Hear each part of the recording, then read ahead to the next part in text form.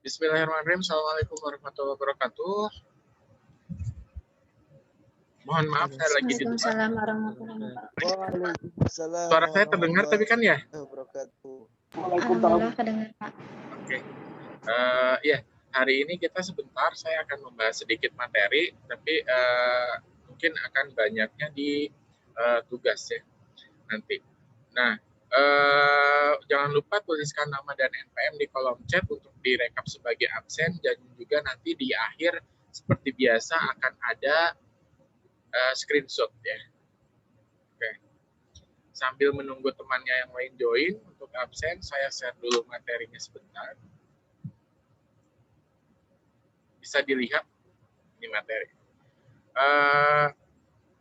Saya kehilangan PPT-nya, PowerPoint-nya, jadi saya coba tampilkan PDF-nya ya. Dan ini materi ada di LMS. Oke. Di sini kemarin kita sudah membahas terkait dengan financing atau pembiayaan. Nah, macam-macam pembiayaan sendiri itu kalau dibagi ada 3. Ada early stage, ada expansion, sama ada akuisisi. Nah, kalau early stage itu untuk pembiayaan yang startup dan speed capital. Jadi kalau misalkan, jadi ini untuk yang awal-awal. Nah, ketika pembiayaan juga bisa dilakukan kepada ketika usahanya akan mulai ekspansi atau develop sesuatu yang baru. Nah, ini ada second stage, third stage, sampai fourth stage. Setelah itu pembiayaan juga bisa dilakukan apabila kita akan mengakuisisi perusahaan, gitu kan. Jadi antar perusahaan ini macam-macamnya, ada traditional acquisition, ada leverage buyout, dan juga going private. Nah, ini kalian bisa baca, ya, bisa baca penjelasannya. Yang saya akan tekankan di sini adalah bagaimana caranya membuat bisnis atau usaha kita bernilai, atau istilahnya valuing bisnis. Ini ada perhitungannya. Sebelum masuk, saya jelaskan perhitungannya, bahwa kalau kalian cek LMS itu ada tugas. Tugasnya, tugas kelompok, dan kemarin kan sudah diminta untuk membuat bisnis plan ya. Bisnis plan ada yang sudah full sampai financial plan, ada yang belum.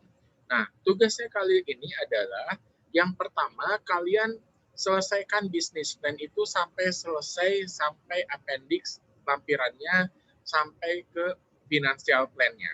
Jadi kalau yang sudah selesai sampai sana bisa diupdate, kalau yang belum, kalian selesaikan sampai ke financial plan.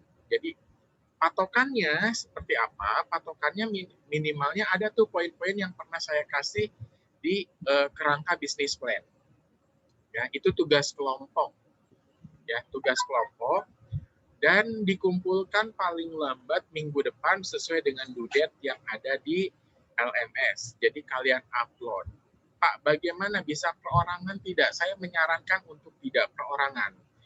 Karena tugas ini untuk 2 minggu selanjutnya, kalian harus membuat tugas yang kedua, yaitu kalian presentasikan bisnis plan tersebut.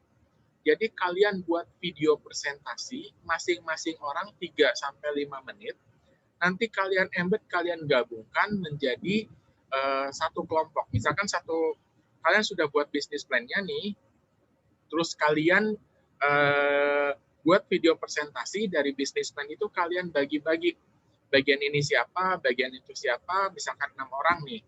Nah, kalau misalkan satu orang itu 3 menit, maka total berarti 3 dikali 6, 18 menit. Nah, total durasinya minimal 10 menit, maksimal 30 menit. Jadi kalau misalkan, oke deh, itu kan ada 11 part ya, bisnis plan. Ada 5 orang, berarti masing-masing 2 part, ada yang lebih gitu. Nah, itu silahkan. Kalian buat video presentasinya. Dikirimkan ke saya itu nanti 2 minggu lagi. Ini akan mempengaruhi ke UAS, gitu. Karena nanti UAS akan diminta untuk membuat yang sama, membuat video presentasi bisnis plan. Jadi itu untuk pembelajaran awal, ibaratnya saya untuk kayak semacam GR-nya. Jadi nanti pas UAS, kalian ketika diminta untuk membuat presentasi bisnis plan, kalian sudah siap videonya. Seperti itu. Jadi untuk minggu depan yang harus dikumpulkan adalah bisnis plan yang komplit gitu ya, dari executive summary sampai dengan financial plan termasuk appendixnya atau lampiran-lampirannya. Ada yang mau ditanyakan nggak tugasnya? Tidak ada. Jelas, Pak. Jelas ya. Oke. Jelas. Oke. Nah, jadi kalau misalkan ternyata ada yang nggak kebagian kelompok, 1 orang, 2 orang, nah itu menjadi resiko sendiri ketika untuk mempresentasikan itu ya. Terus saya lanjutkan dulu ke materi. Jadi tipe-tipe kapital atau tipe-tipe perusahaan itu ada private venture, ada small business, ada industri, dan juga ada yang sudah berdiri perusahaan swasta dan juga government dan juga lain-lain. Nah ini ada 5 macam. 5 macam. Nah bisa kalian baca terkait itu semua. Nah, ini yang akan saya tekankan, valuing your company. Ada beberapa faktor yang membuat perusahaan itu bernilai. Yang pertama itu dari sisi network-nya, jadi kebiasaannya, histori dari bisnisnya sendiri, terus bagaimana sisi ekonomiknya, genre industrinya, datanya apakah dia transparan atau tidak, terus nilai bukunya juga, nilai buku berarti nilai keuangannya, terus kemampuan untuk memperoleh laba, future earning capacity, dan kemampuan untuk membagikan dividen ke stakeholder itu menjadi nilai untuk sebuah perusahaan. Termasuk goodwill-nya, sell of stock, dan lain-lain. Ketika ingin melihat nilai sebuah perusahaan, maka kita harus melihat dari rasio-rasio yang ada di dalam perusahaan tersebut. Kalian perhatikan di sini rasio-rasionya. Nah, ini yang akan saya sampaikan ke depan, itu kalian cantumkan di dalam financial plan, di business plan yang kalian buat. Misalkan nih, liquidity rasionya. Current rasionya, current asetnya berapa? Cara menghitungnya current aset dibagi current liabilities. Gitu ya. Jadi aset yang sekarang dibagi dengan kewajiban yang sekarang. Asset test rasionya ini cara menghitungnya. Kalian masukkan ini di dalam financial plan. Kalian hitung. Liquidity ratio adalah kemampuan si perusahaan untuk, namanya juga liquid ya. Jadi kemampuan untuk mengendalikan atau kemampuan dia dalam membiayai operasional usaha dia. Gitu. Seberapa kuat dia dalam membiayai operasionalnya sehingga dia bisa berjalan perusahaan tersebut. Itu liquidity ratio, dilihat dari current ratio ini. Selanjutnya activity ratio, itu average collection period sama inventory turnover. Jadi ini menilai tentang kekayaan si perusahaan. Nah, average collection periodnya jumlah account receivable, yaitu account receivable itu jumlah semua penerimaan dibagi dengan rata-rata penjualan. Nah, ini kalau kalian bisa tadi perhitungannya dimasukkan di dalam financial plan. Inventory turnover, cost of goods sold, jumlah penjualannya dibagi inventory, nanti nilainya berapa. Leverage ratio, ini kemampuan membayar hutang. Nah, total liabilities, total kewajibannya ada nggak, berapa, total asetnya berapa, itu dibagi. Dan juga kemampuan membayar dividen nih, total kewajiban dibagi stakeholder equity. Terus kemampuan profitnya, net profit margin, jadi profitnya dibagi dengan sales, gitu ya, dibagi dengan sales, dan juga ROI-nya nih, net profit dibagi total aset. Nah, itu kalian coba hitung. Nah, ini semua kalian masukkan di dalam financial plan, atau minimalnya di dalam financial plan kalian ada balance sheet dan juga neraca keuangan. Itu yang harus dimasukkan. dalam finansial. Ada pertanyaan?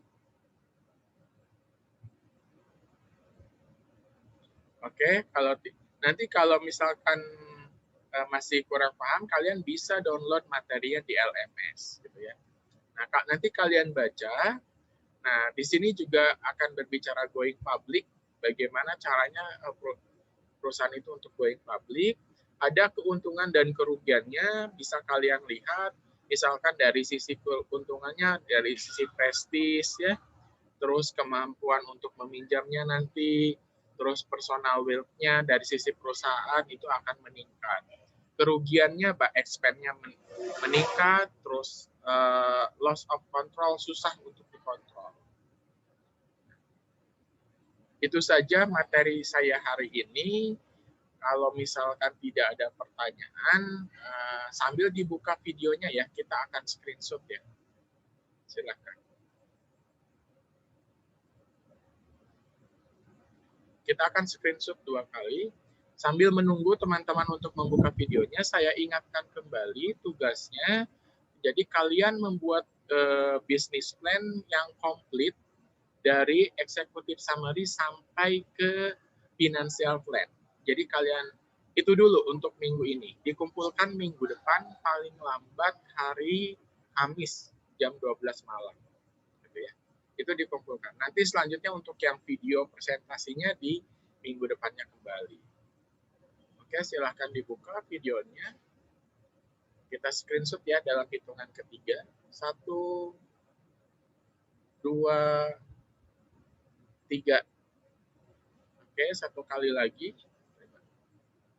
Sebentar, saya rekap dulu.